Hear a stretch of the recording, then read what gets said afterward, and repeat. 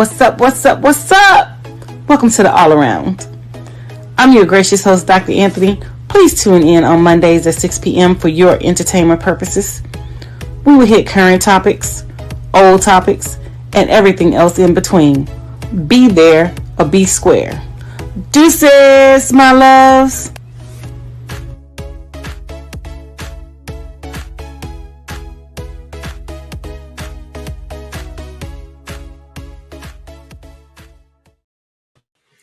Hi, my loves. Welcome to another great episode of the All Around. I am your gracious host, Dr. Anthony.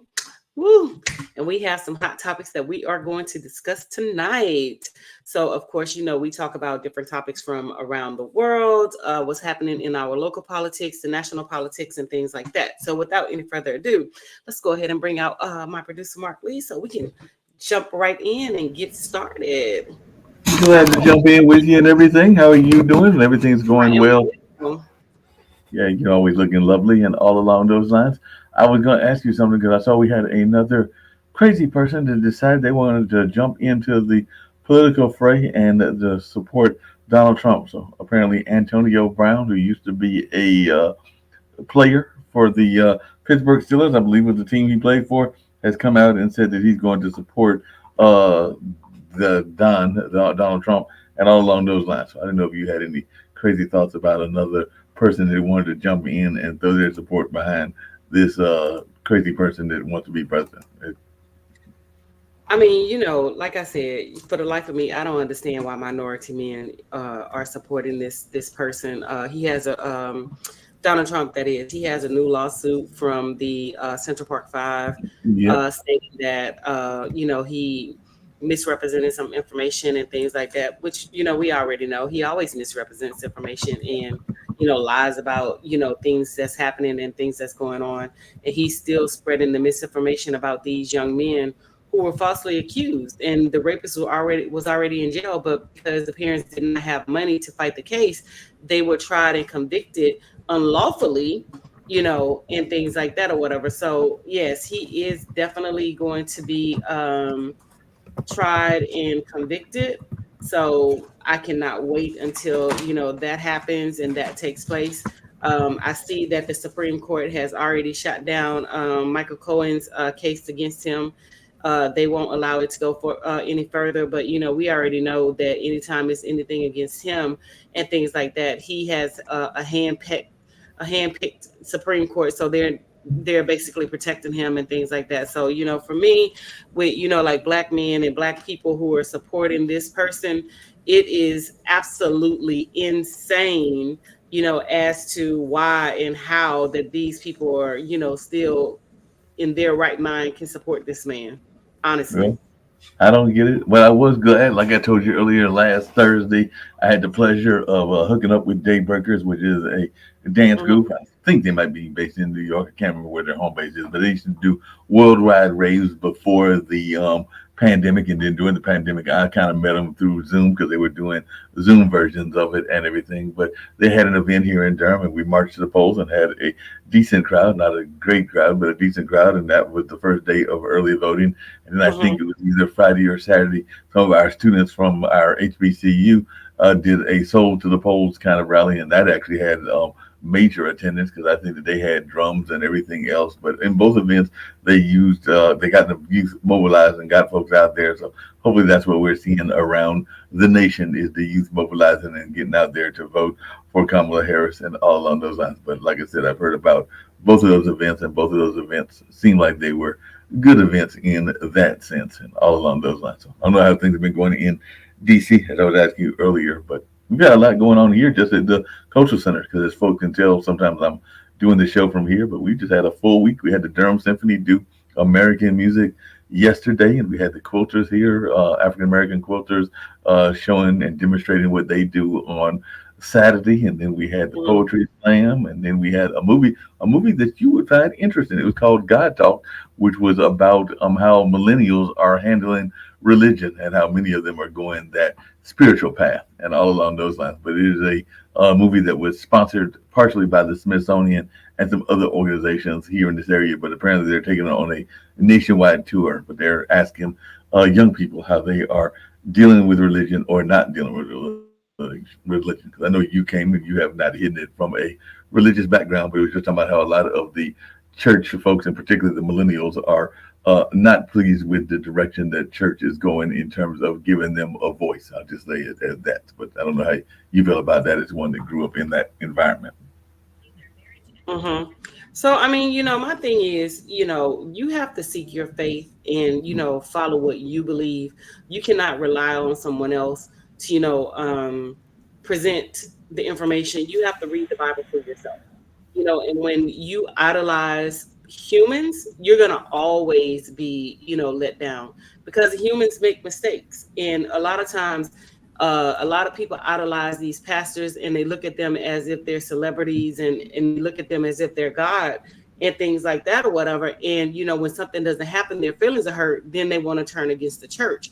But the church didn't do you anything. It was the person who is a representative of the church that did you something. If you're going to get upset with the person. You don't get upset with the church and turn your back on your religion and your calling and things like that. But, like I said, from early on, to each his own. I'm not going to stop, believing in God because somebody says something that I didn't agree with or something that I don't like and things like that or whatever.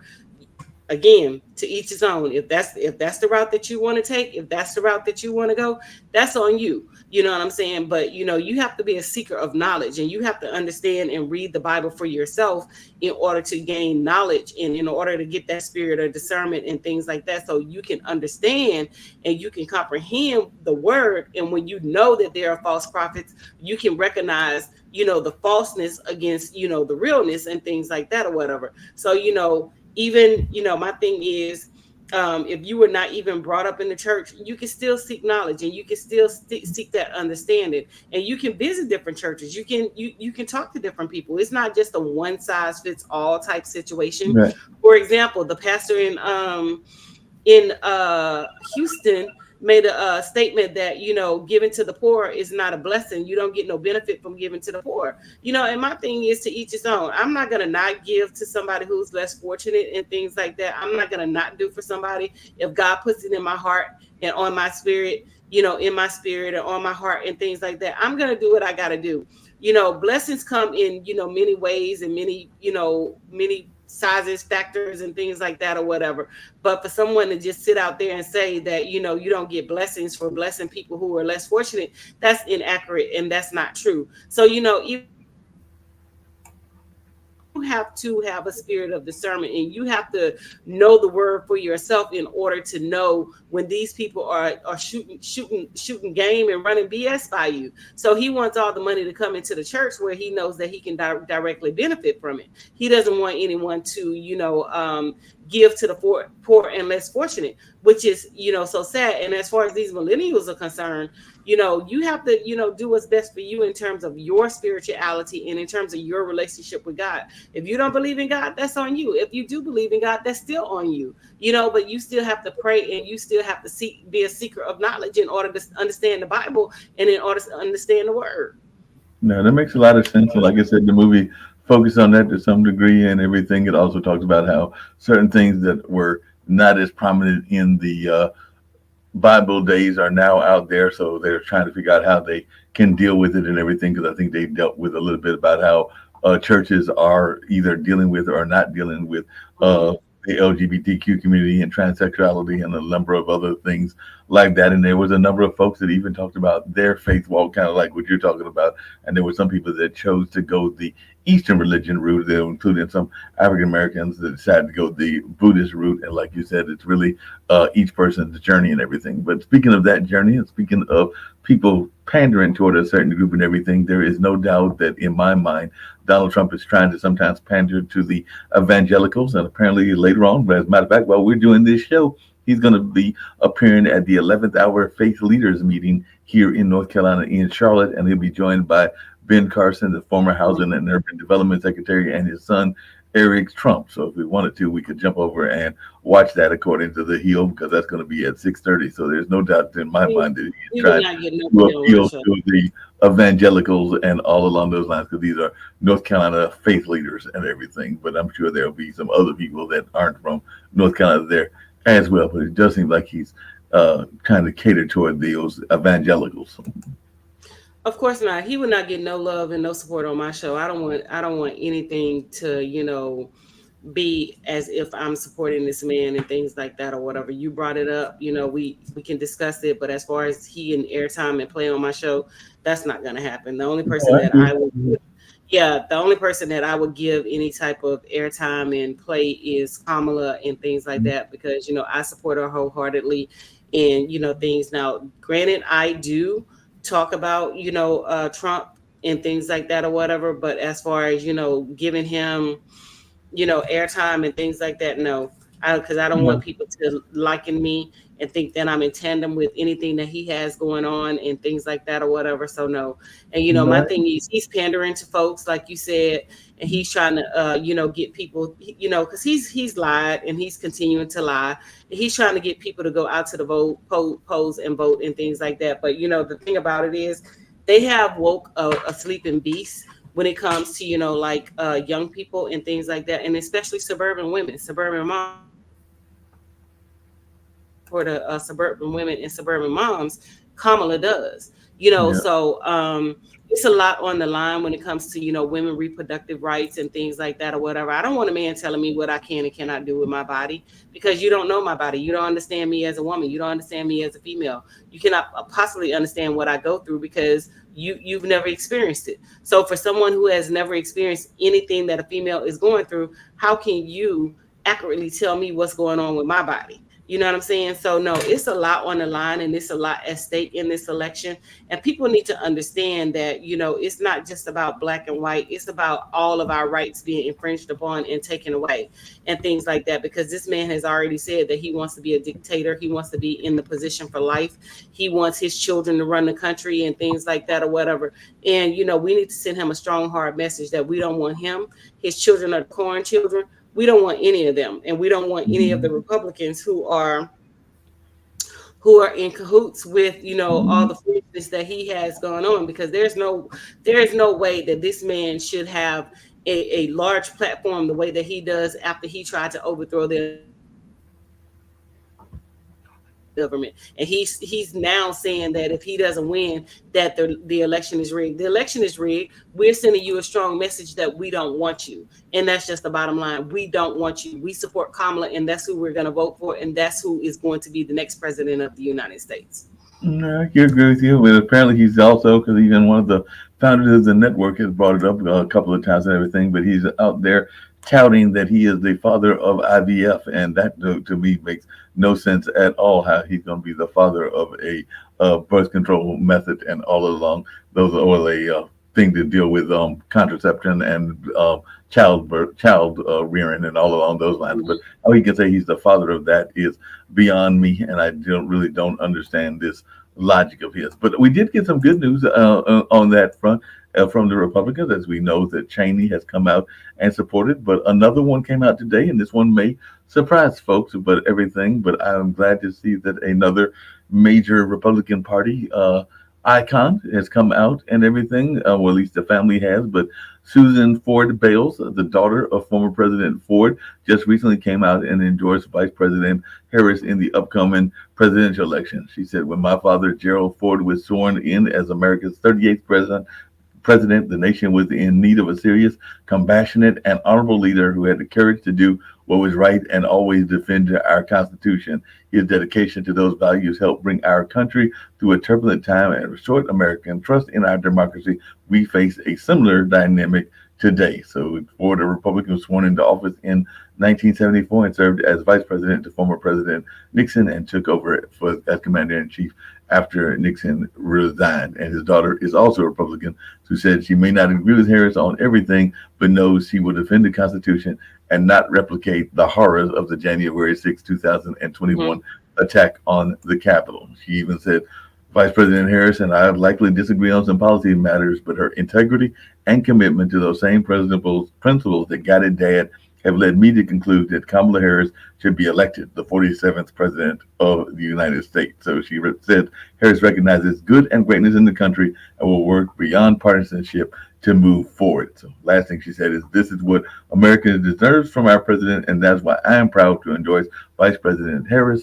for president of the United States. So it looks like she has come out and backed our candidate and all along those lines. So it looks like that is some good news that we got another major Republican endorsement. So any thoughts around this? Because Ford was seen as an icon to some in the Republican Party. Well, I mean, my thing is, there are a lot of Republicans who are low key supporting Kamala and things like that, but I don't think they want to just step out there and say that they're supporting her. And it's a lot of people that are low key supporting her and things like that. But the big push has, and I'm not taking away from anything from her, Ford or whatever, but the big push has been around, Black men and their support of so-called Trump and things like that or whatever.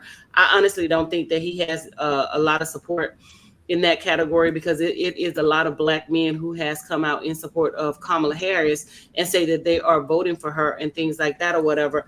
And I think a lot of the Black men who are, in support of Trump are just, trying to liken themselves just to say, I'm in support of Trump and I believe his policies and I believe this and I believe that, just to say, that they're in, in the know with him and in the mix and things like that or whatever. Because honestly, I don't even think that they have even read, any portions of Project 2025 or, anything like that.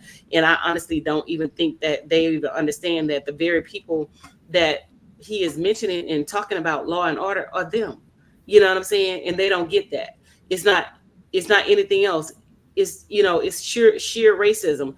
And then there for them to say that they are in agreement with his policies and things. What policies? He said he has a concept of a plan. He doesn't have a plan and things like that. When he went into the office on day one, it was so chaotic. He mishandled the pandemic. Many people died. Only if he would have done what should have been done, instead of blaming China and other countries and things like that or whatever, causing like severe hate towards Asians and stuff like that or whatever. So my thing is, like, you sit there and say that you support this man, but you're trying to pretend that like this man and these white folks who are supporting Donald Trump are not prejudiced and things like that.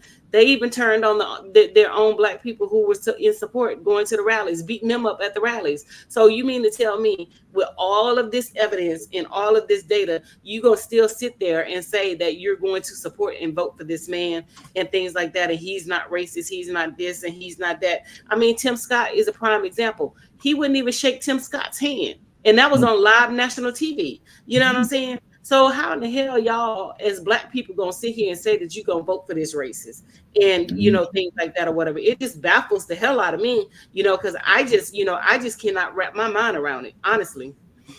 I can't wrap my head around it, and he's got the endorsement of other billionaires and everything. Because now one of the other things that people are talking about, which apparently he's trying to do that rags to riches story, and all along those lines, because Elon Musk was a major Trump supporter, is claiming that you just have to work hard. Because one of the quotes he said apparently at a graduation is, "It's just simple math. If you work 100 hours a week and others work 50, you'll accomplish twice as much." Because apparently during one of his speeches recently at back in 2014, he told the graduates, you need to work super hard, and explained that when he and his brother started their first company, they couldn't afford an apartment, so they rented a small office and slept on the couch and showered at the YMCA, and were so hard up that we only had one computer. We would code at night. He would code at night, and the website would be live during the day. But it's this notion of the Horatio Alger kind of story, where you're just going to pull yourself up by the bootstraps, not understanding that there are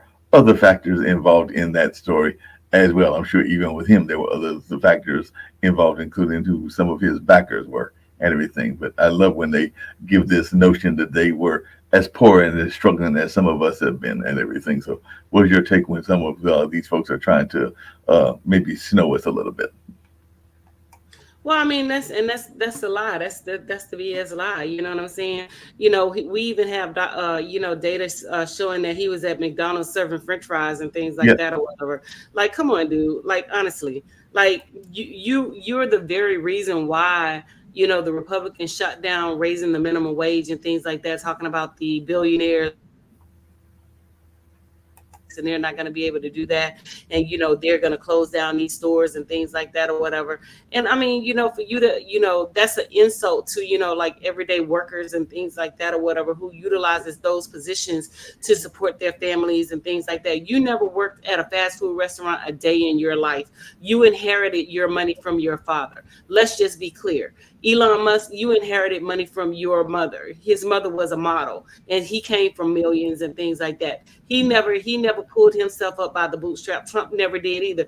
But it's really ironic that these people can tell Black people and other minorities, oh, you need to work hard and you need to pull yourself up by the bootstrap, but you didn't. You know what I'm saying? And then you put every obstacle in our way to try to, disenfranchise us and try to keep us from, like earning potential, 6 and 7 figure salaries and things like that. But we are the ones that have to pull ourselves up by the bootstrap. But you inherited your money, and you inherited money from, like the slave trade and the slave economy and, things like that or whatever, because all these companies, these older companies, such as insurance companies, MetLife and, all that, Sears and Montgomery Ward, all of them benefited off the backs of Black people and stuff like that or whatever. And for these CEOs to sit there and say that they have the audacity to say that you have to pull yourself up by the bootstrap, it's so baffling to me. When did Trump kids have to pull themselves up by the bootstrap? You know what I'm saying? When did they go out and work at McDonald's, Burger King, Taco Bell, and things like that? So, I'm just trying to understand,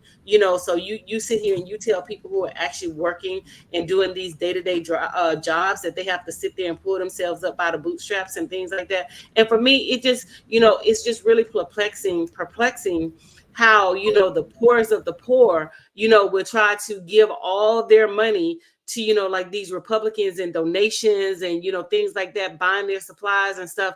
And these people don't even give two rat's asses about you. Trump got mad when he saw y'all protesting and marching and, saying things in support of him. Why did it have to look like that? You know what I'm saying? Why does it matter what your constituents look like? You should be representative of all constituents. But, again, these people are voting against their own best interest. And, like FDR said, if you can convince the poorest white man to think that he's better than the Black man, you got him in your pocket. And that's exactly what they has done, because, they think that, what they're going through or what we're going through, there is not going to happen to them, period. Yeah, well, I do see another interesting statistic. I'd love to hear your thoughts on this because apparently it was in, I think, Newsweek or one of the other recent magazines. And I know from even conversations here in terms that it does come up. But in a recent study of crime in the U.S., it looks like African Americans are more concerned about the state of crime than our white counterparts. So in a Crime Channel organization survey of 2,000 adults, 70% said they worry about crime a lot or some of the time. However, that number was significantly higher among African Americans than white Americans. Roughly 72% of African Americans were concerned about crime in America versus 68% of white Americans. And there were other groups far more likely to report worrying about crime as well. So roughly 78% of those who watched the news were worried, and 77% of residents in large cities said the same. And generally, it looks like Gen Xers had the most fear about crime in America at 76%, while Republicans had more fear, with 75% of them saying they were worried. But the vast majority, 80% of Americans, said crime played some or a major impact on what they do or where they go. So what is your thoughts about this? Are we more concerned about getting jacked by some sort of criminal or another based on what you're seeing and everything, or are we just as up to it and everything? Because they even said 80% said it was because of too many illegal drugs. Yes, public perception of what was driving crime varied. 80% was said it was because of too many illegal drugs available to young people, and 77% attributed to a general moral decline in the country, and 76% said it was because of a lack of mental health treatment facilities. So it definitely looks like that is an important issue, and I know it's been an issue that's come up in the elections as well. But I just wanted your take on this, because apparently, by at least a little bit, we are more concerned about crime than some of the other populations. I mean, to be honest with you, I honestly don't think that we're concerned about crime, because they could have done something about crime a long time ago, because they could have addressed poverty. Poverty is a strong predictor of, crime and things like that or whatever. They don't Yep. want to, curtail crimes, just like they don't want to curtail, people who are getting guns and, being out there, saying that their Second Amendment right is going to be taken away, if they put policies in place for, mental health people and things like that or whatever. So if they wanted to, make these changes, they could have made these changes a long time ago. It's the United States has some of the toughest laws when it comes to, people who commit crimes, but yet and still we have some of the we lead the world when it comes to, like incarcerated humans, men and women. So, my thing is, why is it so prevalent that, that we are, on the forefront when it comes to, like people who are incarcerated versus, a country who has, less, demanding laws and things like that, and who has less people who are locked up and things. So, my thing is, if they really wanted to combat crime and they really wanted to combat a lot of these things, they would have done so a long time ago. It's not just, something that has, popped up in the mix and things like that or whatever. These people don't want to, fix the system. They don't want people to do to be successful and things like that. They want to keep the nation dumb and things like that or whatever. They want to keep you in poverty. They don't want you to survive, because they feel like when you become,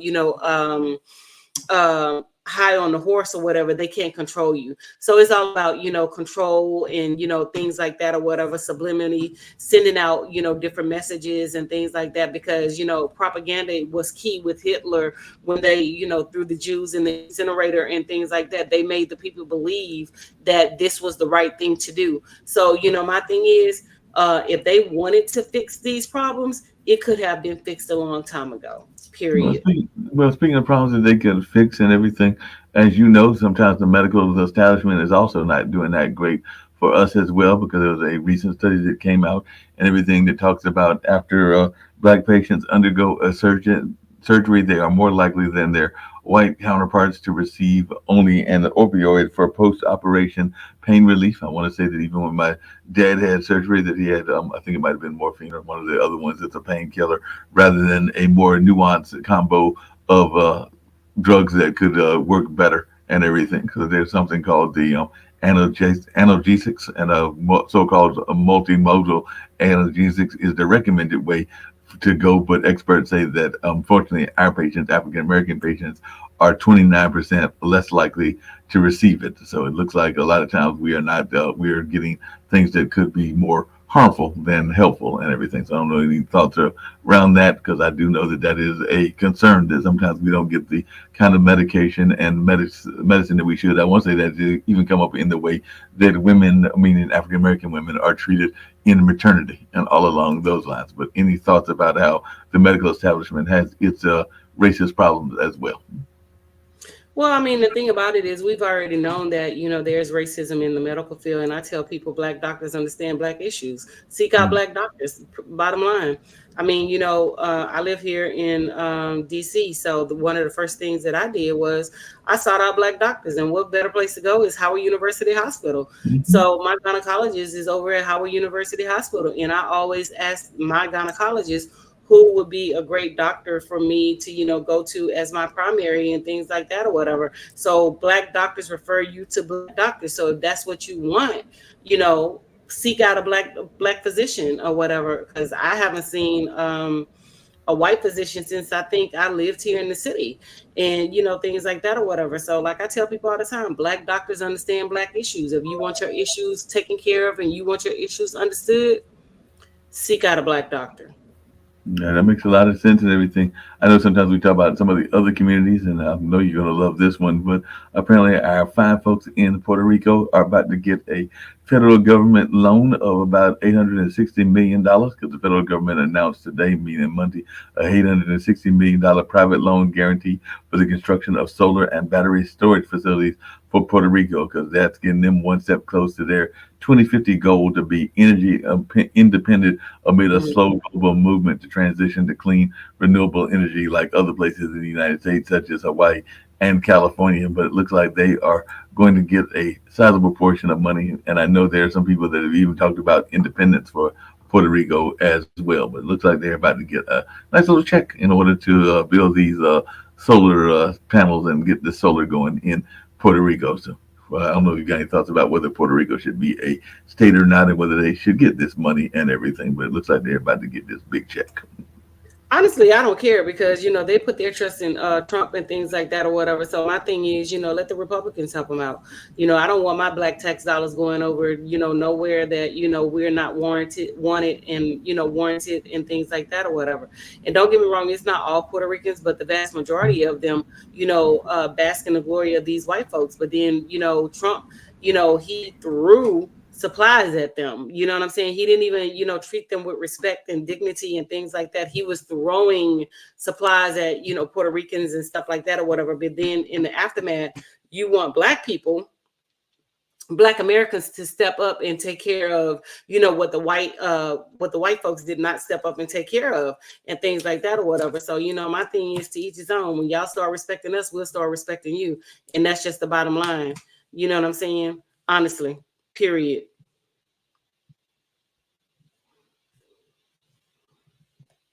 So, I'm sorry, I paused for a second because I got a text popped up on my phone. But, that's also like, these people are talking about Palestinians and, black people should not vote for Kamala and things. Don't tell black people who we should and should not vote for. You know what I'm saying? Everybody wants to be black until it's time to be black. You know what I'm saying? Y'all want the culture. Y'all want our men. Y'all want our women and things like that. But when it's time to actually stand up and step up and be black and, voice your opinion and, go against the status quo, then everybody is on crickets. It's crickets. Everybody's on mute at that point, and I always say everybody wants to be black until it's time to be black and things like that or whatever. So, my thing is, stop enlisting black people to do certain things or whatever, because we already have enough going on as it is, and for, you people who are coming into the country talking about, oh, you don't deal with black people, you don't do this, you don't do that. How in the hell you think that you're able to do and say any of the things that you're able to do and say is because of a black person?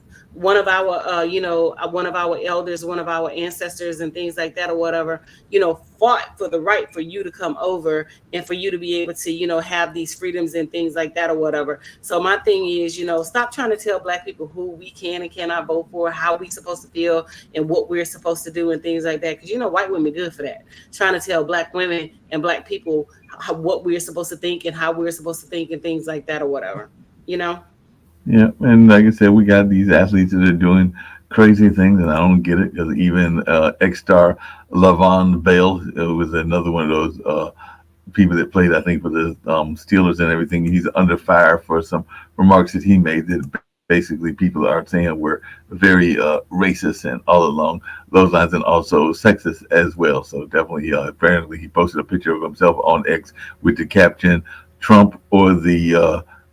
Another word for like folks that are not that well respected and everything that is kind of connected to Trump if you remove a letter and everything along those lines. So he said that wearing a T-shirt with the same words above the viral photo of Trump and pumping his fist after the attempted assassination on his life next to a vice president of Kamala Harris making an unflattering face and everything. So definitely, if you think about certain movies that had a certain title of a movie of a thing that can be very derogatory, that's what he did. And it wasn't that long ago that he did that and everything. So yeah, I don't get these athletes that are coming out in support of Trump and all along those lines, but definitely it'll be interesting in that space.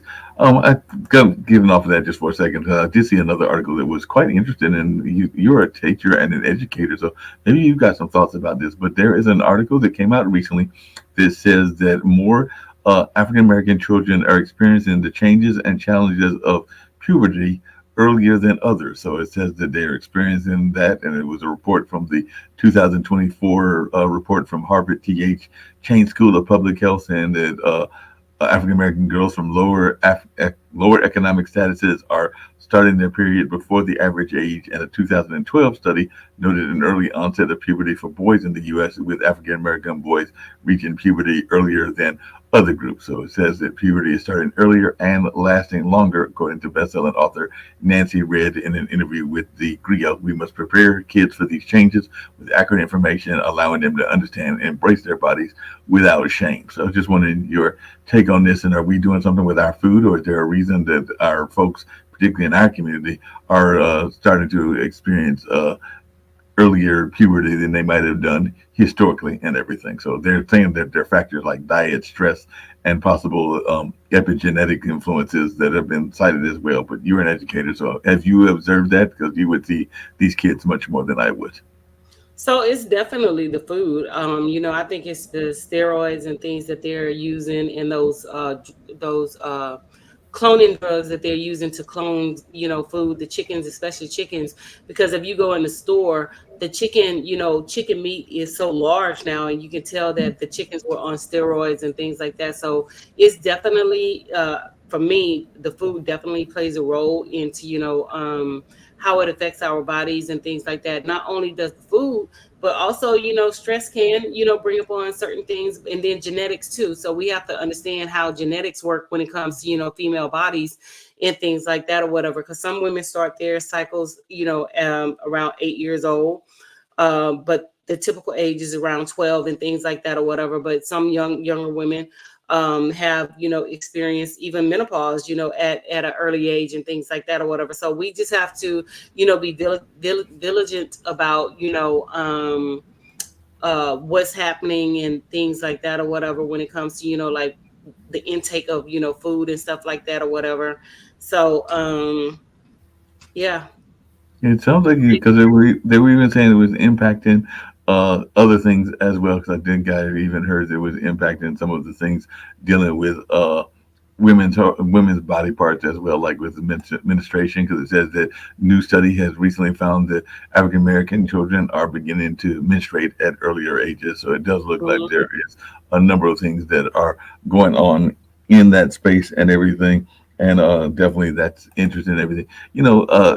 I know that we need holidays for everything, and I don't mind that because there is holidays for a little bit of everything. But as I was doing some of the research for this, I did not realize, because apparently it Mhm. was last week and everything, that there was literally a day called World Menopause Day. So apparently there was a day giving Mhm. y'all acknowledgement of what you ladies go through and everything. But I know that we give days for everything, and definitely there was that even notion of Claire Huxtable shoving her head in a freezer in a semi jest and everything, talking about what you ladies go through. So maybe it deserves a holiday, but that one actually caught me off guard. That we have a World Menopause Day and everything, but apparently there is a World. Honestly, honestly, I am not surprised. You know what I'm saying? They have a day for everything. So, it nothing surprises me and shocks me anymore. So, hey, like I said, it is what it is. But I'm ready for menopause. I'm ready for all this to be over and things like that or whatever. Because when you get to be a certain age and things like that, you just ready. And that's one of the things that I'm definitely ready for, is it to be over. Honestly. Yeah, that makes sense and everything. Have you been following it all this New York case and all along those lines? Because apparently jury selection was beginning for a trial of a man charged in the New York City subway chokehold death, and I vaguely remember that, but I don't know Mhm. enough about it. So have you been following that at all? And if so, what is your take on that particular case? He needs to go to jail. Hands down. You put a man in a chokehold, and for no apparent reason or whatever, because you're not a law enforcement, and then the man lost his life. You just, hands down, you need to be, held accountable, and you need to, face the piper and face your punishment. And that's just the bottom line. But quite naturally, they're gonna say he has mental health, because when it comes to them, they always have mental health problems. It's never a direct, hate crime or things like that or whatever. It's always, they have mental health problems, and they try to get them off with lesser sentences and, things like that or whatever. So yeah, definitely. But Hmm. we lost a legend, and maybe you want to reflect on what she was a legend for. But apparently, it happened recently. It might have been even earlier today or this weekend. But Thelma Mother Shed Ware, which is one of the 9 African American students who integrated a high school in Arkansas's capital city of Hmm. Little Rock in 1957, while a mob of white segregationists yelled threats and insult, died at the age of 83. So she definitely was a pioneer and a young pioneer. So, and it was actually on Saturday that she passed away after having complications from MS, and her sister Grace Davis confirmed that on yesterday. So, any thoughts about this pioneer? Because for 3 weeks in September 1957, Arkansas Governor Orville Faubus used the National Guard to block the black students from enrolling in Central High 3 years after the U.S. Supreme Court declared segregated classrooms were unconstitutional, and President Dwight D. Eisenhower sent members of the Army's 101st Airborne Division to escort the students into school on September 25th, Hmm.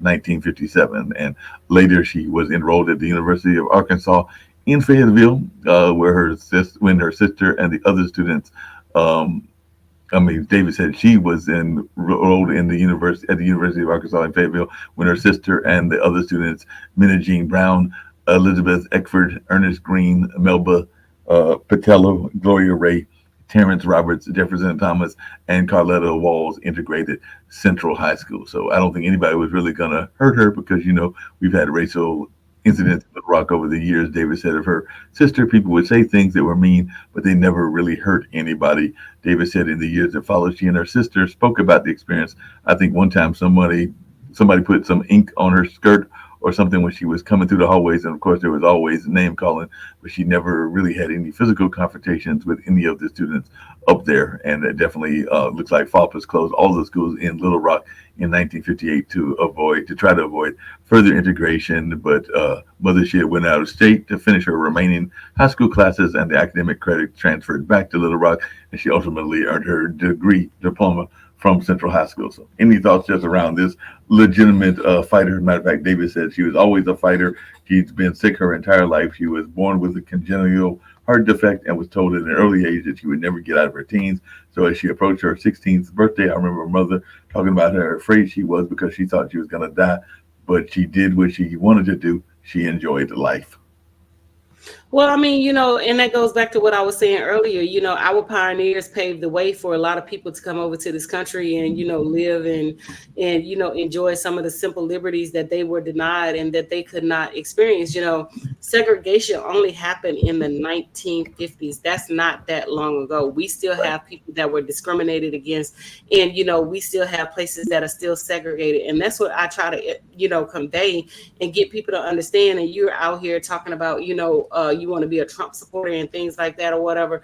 This woman was a pioneer. She did things that benefited all of us and things like that or whatever. And Harriet Tubman and some Marcus Garvey, Malcolm X, Martin Luther King, if they would have known what is to come and what has come with these folks, they would be turning over in their graves and things like that or whatever. Because for the life of me, I just don't understand why it's so hard for these people to understand that our black people fought long and hard and still fighting for certain rights and liberties that other folks get to enjoy freely and things like that or whatever. So big kudos to her, and I'm glad God blessed us with her and put her in our generation and our time so that she could step up and be a pioneer for us, and so that she was a trailblazer and she did what she needed to do.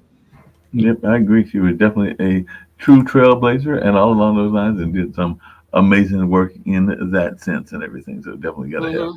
more folks like that doing this kind of powerful work and all along those lines. I didn't get to it, but I'll get to it now. Any thoughts about what's going on lately, if anything, with the Sean Puffy Combs case and everything like that? Because definitely it looks like a lot of folks are still following that case and are trying to figure out what's going on in that space. So definitely looks like there are um, folks that are still wondering about that and everything. So any thoughts about that particular case?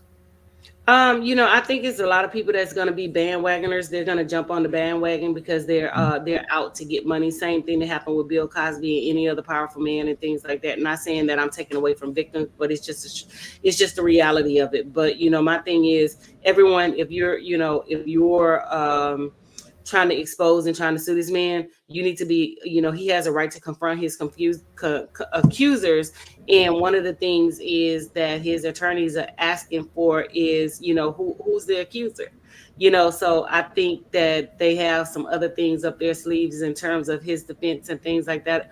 When it comes to these people, I wouldn't be surprised if he doesn't have documentation that these people, knew what they were doing and they signed their rights away and things like that or whatever. Because, at the end of the day, these people thought that, they were going to make it big, they were going to be successful, and they did any and everything to try to, go out there and, try to get this money. Just like, what's a woman named Jaguar Wright? I had no idea who she was prior to, all of this coming into the media. And I honestly believe this woman is lying, because my thing is, how the hell about any celebrity, all celebrities, and what goes on with these celebrities? I mean, I just saw a video posting of her talking about Megan Thee Stallion is a man and things like that. She's a tranny and stuff. How do you know she's a man? How do you know she's a tranny? My thing is, I think this woman is just out for clout, and she's trying to get her name out there and things like that or whatever, because you did unsavory things thinking that your career was going to pop off and you were going to be able to do what you do and stuff like that or whatever. And it's just not happening. So, I mean, my thing is,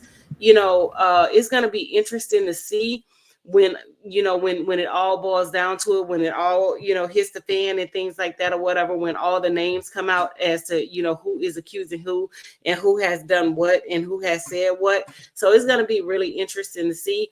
I keep up with it briefly on social media. When it pops up on my timeline, I just don't go out seeking for the information. But when the stories pop up, I will read, just for knowledge sake and things like that or whatever. But it is going to be interesting to see who are all these people that are bringing up these charges, because my thing is, he has a right to a fair trial. He has a right to confront his accuser. He has a right to do all these things. So let's just see where it goes. And who's on the end of accusing Puffy of like sexual assault and things like that or whatever, because it's going to be very interesting to see. And I also saw that they had in the newspapers that they were trying to tie other celebrities into these parties and things like that or whatever. So it's going to be very interesting. That the people that are being, outed in these, explicit type parties, these sexual type parties and things like that or whatever. So it is going to be very interesting. That's all I can say. It's going to be very interesting to see, because I'm kind of on pins and needles about, who these people are, trying to put out there and things like that. I mean, because I said it before, even with the Me Too movement, nobody is safe these days. With the Me Too movement, it was hijacked by white women. They took over it and things like that or whatever. So, a lot of people, a lot of innocent people were accused and, convicted because a woman basically said that she was sexually assaulted. I remember there was a story once where this black guy was convicted of rape because the woman talking about she had a dream that this black man raped her. You know what I'm saying? Never touched her, never even, really had conversation, but she had a dream and the man was convicted of rape. So, my thing is, I really want to know who the characters are in the Yeah, story. well, yeah, and apparently they're supposed to be three. Jane Doe's filed lawsuit on October 20th, accusing the rap mogul of sexual assault. So they are doing that and all along those lines. But I want to get to a lighter story just because it's we're winding Mhm. down and everything and all along those lines. But I was just wondering that I know that you went to, I believe it was Southern, and here at Central we are Mhm. having the whole notion of homecoming. I think Hezekiah Walker did the gospel show on Sunday, and the other show will be on Thursday and everything. And I think that Florida A&M, your school of Southern, and Grambling and others have already had their explosive weekends and everything. So I just wanted to those that are not familiar or as familiar, and even though I went to a PWI, predominantly white institution at Marquette, I have always had many friends and family members that went to HBCU, so I do know the importance from my own mind of the HBCU and the homecoming experience, but not everybody does. So if you just want to share some of your homecoming thoughts and the importance of homecoming, as this is homecoming weekend for a number of our HBCUs, some that have Mhm. already passed and some that are going on now. Yeah, so Southern had their homecoming. Southern and Grambling had their homecoming a weekend ago. My actually my alma mater, Northwestern State University homecoming is this coming up weekend and things like that or whatever. So people go to homecoming for a lot of different reasons, and a lot of people go to the games when it comes to HBCUs just to see the band. When we go see Southern and Grambling play, a lot of people leave at halftime because I go for the band, the battle of the bands, and things like that or whatever. I go for the halftime show. And I mean, don't get me wrong, granted, I do want Southern to always win, but my main priority is going to see the band and to see how, they're going to perform and things like that or whatever, and the other festivities, not necessarily going to the game.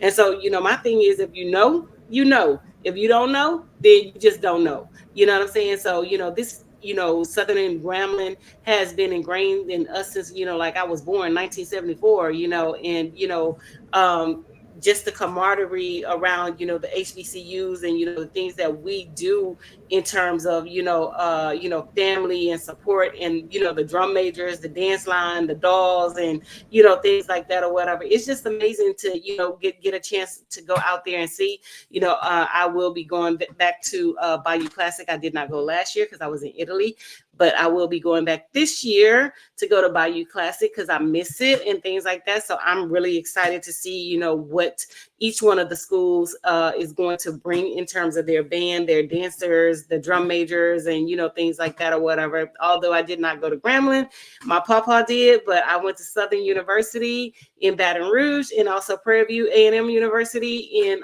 Prairie View, Texas, and things like that or whatever. So, my thing is, enjoy the ride. Howard just had their homecoming last week, and it was a major thing for the city.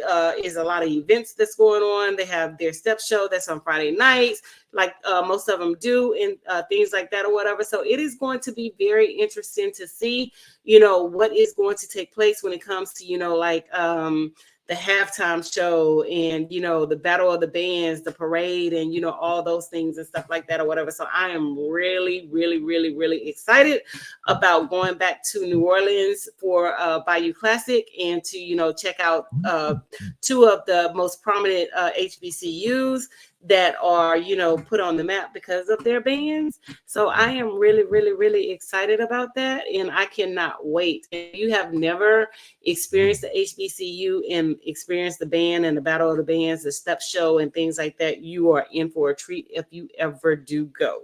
So I implore you to go out there and, just experience the life, experience the culture, and just know that it's a totally different vibe. So yeah, definitely go out there if you have never experienced it, and if you have experienced it, go back and experience it again, because we are all we got at the end of the day, and we have to support each other, because HBCUs, historically Black colleges and universities, were created because they did not want us on their campuses. They did not want us in their Greek fraternities and sororities. So that's how the Divine Nine came about and things like that. And the Divine Nine represents, community service and, amongst other things. So if you have not actually experienced any of this, please make sure you go out and experience it and things like that or whatever, and get your hands, and get your feet wet and dirty with the HBCUs, the culture, the life, and things like that. And like I said, I am super excited about, going to the Battle of the Bands, going to homecoming at Northwestern State, because Northwestern State is a PWI, but trust and believe, we act as if it is a HBCU. Because when we get together and things like that or whatever. So yes, definitely go out there and participate and do what you do. Now, just really quickly, because the last story I was going to get to and everything was the whole notion of rivalry and everything, because there's always that conflict between uh, definitely Kanye West and 50 Cent. Some people say it changed hip hop forever and everything, and of course there's Biggie versus Tupac, Roxanne Jenkins versus the real Roxanne, LL Cool J versus MOD, and Drake versus, well, just about everybody. But just what are your thoughts about the rap rivalries? And it looks like it's been nearly 2 years ago that Curtis 50 Cent Jackson and the artist formerly known as Kanye West got into this war of worlds that became known as the one of the most influential beefs in hip hop history. Mm-hmm. It was really a beef that was manufactured and everything. What are your take on these beefs and everything? I'm sorry, ask me that again. What was your take on these manufactured beefs? Because some of you are saying there was not as much of a beef as they made it out to be between Kanye and 50 Cent. Honestly, I have no idea because I didn't keep up with it. I really don't keep up with, like Kanye and things like that and what he has going on. So honestly, I can't even give you no insight on it because I don't know. I don't keep up with him like that. So I could care less. I could care less about, who he's beefing with and what he has going on. Cool. Well, I'm going to get ready to pop up, and when you're ready, just any closing words you want and everything. It's been another great conversation, but any closing words, and then I'll play the video once you're done with the closing words. But definitely a great conversation. As always, I enjoy talking to you, and as always, you're looking beautiful as always. But look forward to more conversations on next week. Yes, I just want to say thank you guys for tuning in. Make sure you click like and share and things like that or whatever. We're trying to, become number one in the States. I'm already number one overseas, and things like that or whatever. But make sure you click like, share and things like that or whatever. And if you have not early voted, make sure you go ahead and early vote. I do know that there are several situations where, the Divine Nine has set up Stroll to the Polls. So I've been seeing it on social media. So let's continue the energy and the momentum and let's continue to stroll to the polls. I will not be early voting, but I will vote on November 5th and things like that or whatever. So let's go ahead and elect our first woman president and do what we need to do and understand the assignment. So with that being said, the clock on the wall says that's all, y'all. So make sure y'all tune in next week for some more lively topics and things like that. Deuces, my loves. Where are you, Mark?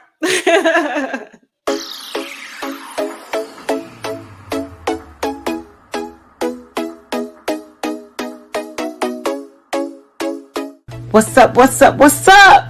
Welcome to the All Around. I'm your gracious host, Dr. Anthony. Please tune in on Mondays at 6 p.m. for your entertainment purposes. We will hit current topics, old topics, and everything else in between. Be there or be square. Deuces, my loves.